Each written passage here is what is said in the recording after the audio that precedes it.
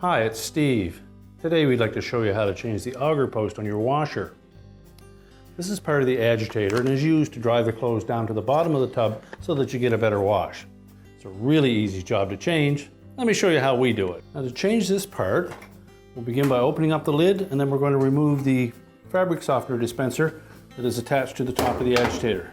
Simply grab it with both hands and pop it off.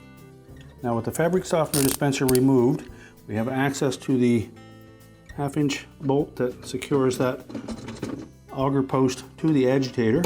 So using the extension on your ratchet, we're just going to loosen that bolt.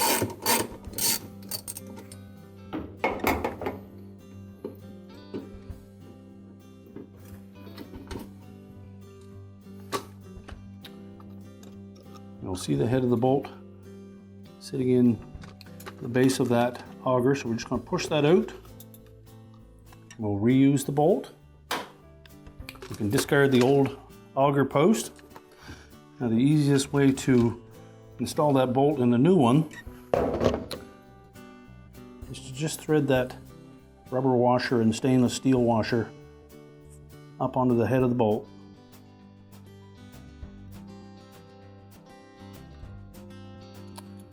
And just hold it in place on the extension. And set your auger post down over it. And then just make sure that it pushes all the way through the bottom of the auger post. We'll turn it over. Then we're going to line up those splines on the bottom, the splines on the agitator base, so it sits down firmly. And then we'll tighten the bolt.